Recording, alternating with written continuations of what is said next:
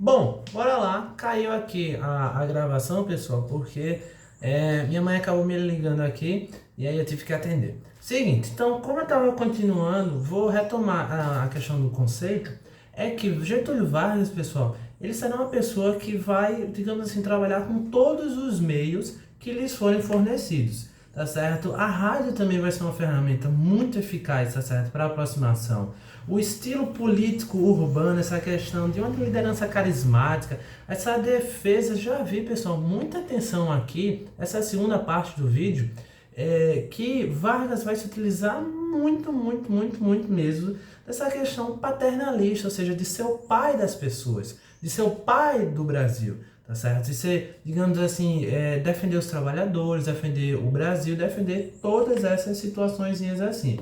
E aqui só rapidamente mostrando essa questão, durante a Segunda Guerra Mundial, como o Brasil no primeiro momento vai ficar meio dúbia essa situação, porém, após a derrubada de navios brasileiros, o Brasil passa a defender os aliados e aí passa a ter algumas decisões que vão, digamos assim, desgastar a figura do Getúlio Vargas nos seus anos finais.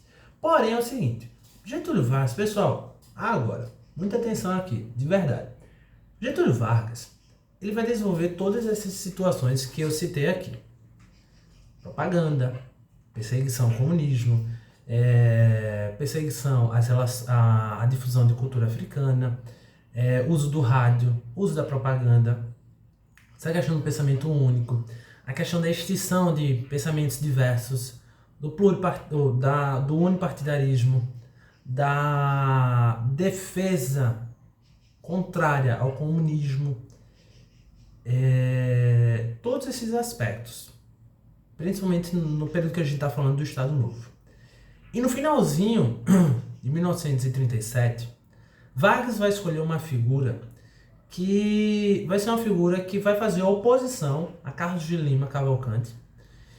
E Getúlio Vargas vai escolher uma pessoa que vai falar a sua língua, que vai ter posições, assim como Getúlio Vargas, de defender o trabalhador, de defender essa fusão entre o trabalhador e o seu patrão, de criar essa noção de que todos são iguais, tá certo? E essa figura tem nome e sobrenome. Essa figura é a figura onde a gente até brinca aqui em Recife, que é a rua mais importante de Recife. É a rua onde acontece tudo. É a avenida, no caso, onde acontece tudo. Se tu tens uma consulta, tu vais a ela.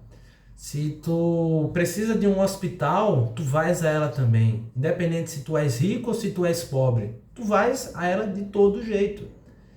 Temos escolas nessas avenidas.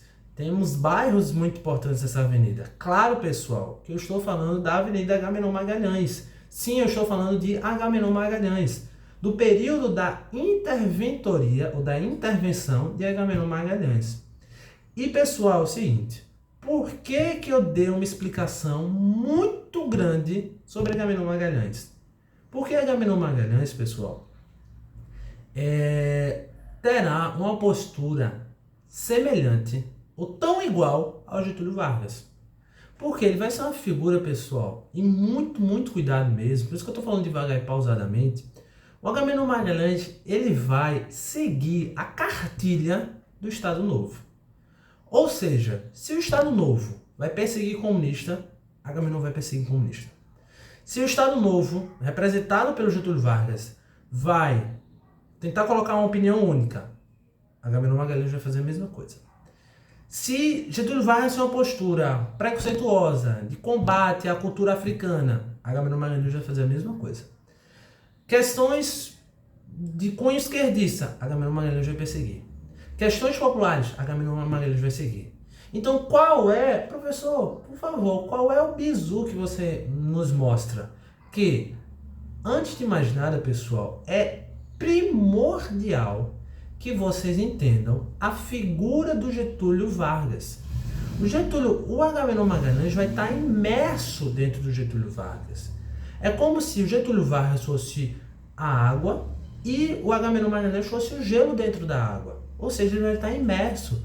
Ou seja, ele vai ter posturas muito, muito parecidas e de defender muito a questão do Getúlio Vargas a nível pernambucano, a nível estadual. Então, Getúlio Vargas vai nomear ele como um interventor federal. E aí vão ser 8 anos de governo, milhares de casas para os pobres, porém não vai acabar com o problema urbano recifense, como a gente existe até hoje. E outra coisa, ele vai perseguir as chamadas moradias populares, um termo muito bonito chamado de mucambo, que era o local onde se tinha a questão de prostituição, a questão da difusão da cultura afro, práticas homoafetivas, ou seja, tudo isso que iria de confronto aos chamados bons costumes. Aqui, a gente também vai ter a defesa, eu esqueci de falar, a defesa de um lema que ficou muito conhecido atualmente, como Deus, Pátria e Família.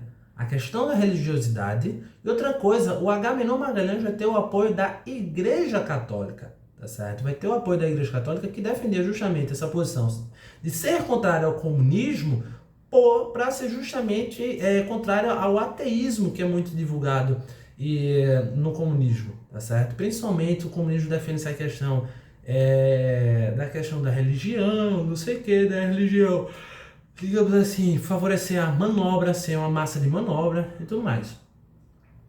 E outra coisa também vai defender muito a questão dos operários, a questão de escolas. Outra coisa que eu esqueci de falar é que nessa época a gente vai ter a chamada educação moral e cívica.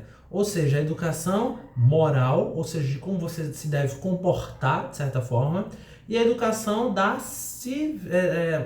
questão da pátria, da questão civil, ou seja, da defesa da pátria, do hino, da bandeira, todos esses aspectos, tá certo? E Agamenon Magalhães, conhecido como China Gordo, tá certo? Era um exemplo a ser seguido pelos outros interventores, buscou a unidade de pensamento político e ideológico, o autoritarismo reinou nessa época, uma posição muito firme, uma posição muito forte, muito fechada mesmo em si, uma censura, ou seja, a criação de aparatos contra a difusão de ideologias contrárias a ele e posições políticas contrárias a ele, no caso, tudo isso era perseguido.